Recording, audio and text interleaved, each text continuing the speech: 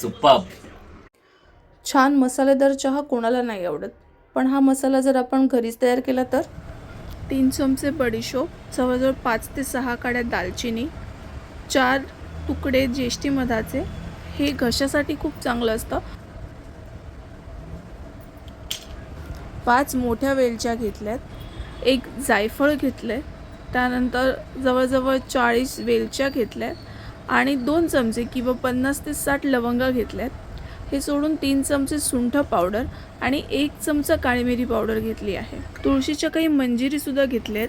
आता हे सगळे खडे मसाले एकदम मिक्सरमधनं वाटले जाणार नाहीत, त्यामुळे आपण थोडेसे आधी ते कुटून घेऊया.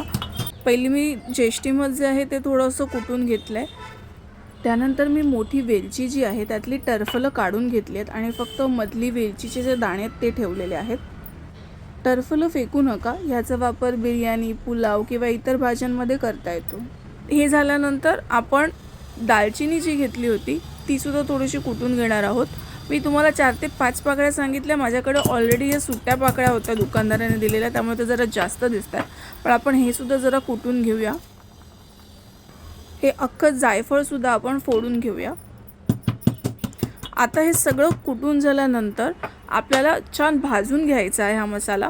सर्वात पहिलं वेलची, दालचिनी आणि लवंग मी भाजायला टाकते. हे भाजून झाल्यानंतर थोडं थोडं करून बाकीचे सगळे मसाले आपल्याला त्याच्यामध्ये टाकायचे आणि छान भाजून घ्यायचे.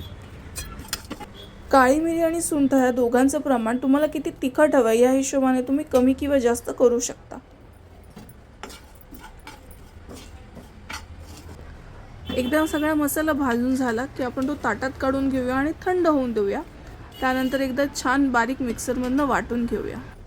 तयार आहे आपला बाजारापेक्षा स्वस्त आणि घरी बनवलेला चहाचा मसाला. आता मसाला बनवला आहे तर चहा तर बनवावाच लागेल. मी इकडे 4 कप चहा बनवते. पहिलं पूर्ण चहा बनवू द्यायचा आहे.